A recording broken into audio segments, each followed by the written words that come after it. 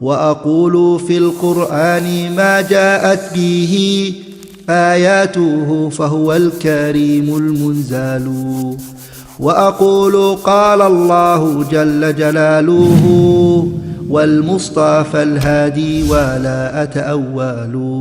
A questioner asked, I am considering marrying a revert brother who has been Muslim for 2.5 years. Would it be best to marry him or someone else who is more grounded in knowledge? Alhamdulillahi Rabbil Alameen wa salatu wa salam ala abdillahi wa rasulih Nabiyyina Muhammad wa ala alihi wa sahbihi ajma'in. I think when choosing someone to marry, it's really important that you look at a wide range of factors and give consideration to a number of different things.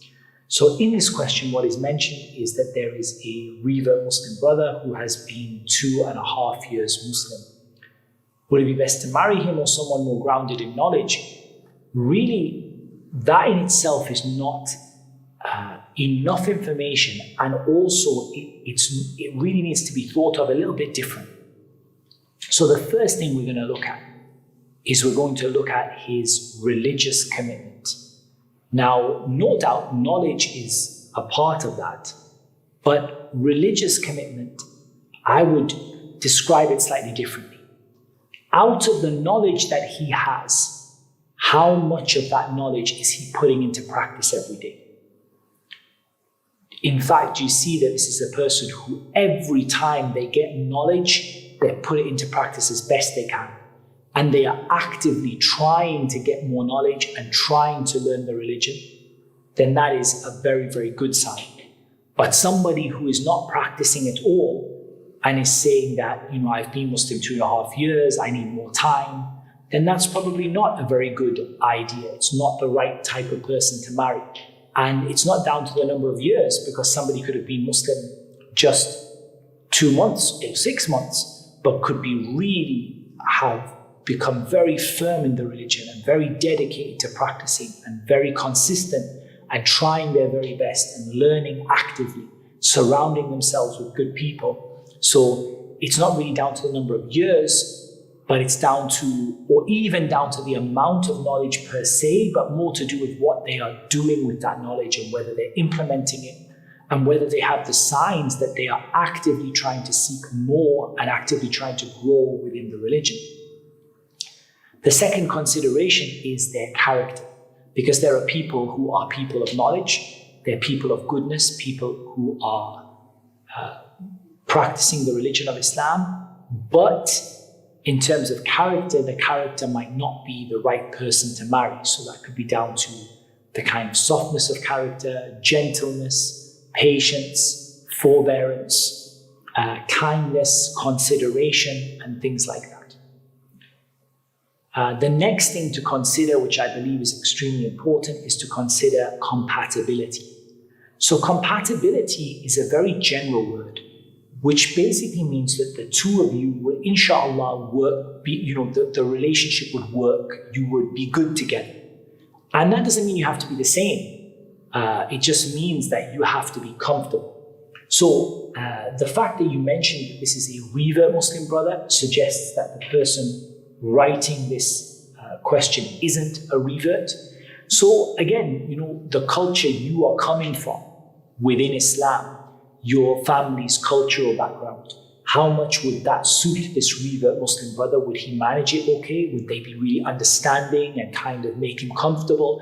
Or would he feel really out of place? Would he be expected to do things that he couldn't do? Again, there's no perfect answer to that question for everybody, because different families have different sort of expectations. Are your expectations consistent with this revert brother? So what you hope for and what you would love to happen and what you would want, is that consistent with where he is and what he wants? And likewise the other way around, in terms of your lifestyle, in terms of your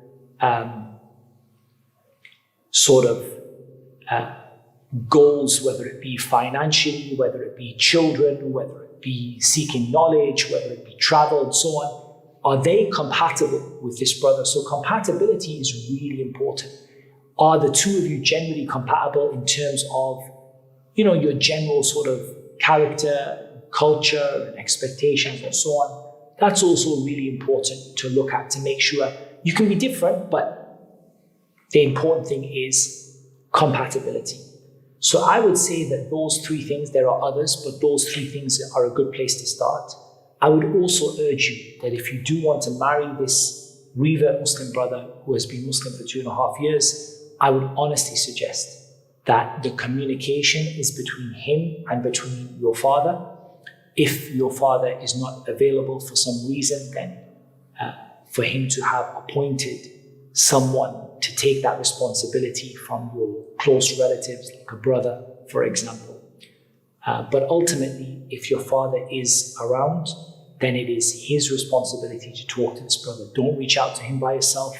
Don't communicate with him by yourself, because ultimately that's not going to bring you any barakah. It's not going to bring you any good. So my strong advice would be that if you want to approach this brother for marriage, that you ask your father to approach him. And inshallah ta'ala, this will be something like a way also to a safety net or a safeguard for yourself, to make sure that you're making the right decision, to have someone look over that decision and concur that this person, in their religious commitment and in their character and in their compatibility, is someone that would work for you. And my final piece of advice would be that if it does go ahead and you have the permission of your wali, your father primarily, whoever else is your wali, to go ahead with the marriage, that I would suggest that you do the nikah relatively quickly, because delaying the nikah is something that we see from a lot of brothers and sisters that causes a great deal of trouble, because there is a pressure on the couple to talk, to chat, to be free with each other, but they haven't yet done the nikah. So I would say to do the nikah as quickly as possible would be the way to go about it. So that would be my advice on that particular question, and Allah Azza wa Jal knows best. If you have any questions you'd like to see answered as part of this series, then you can email us at questions@amau.org.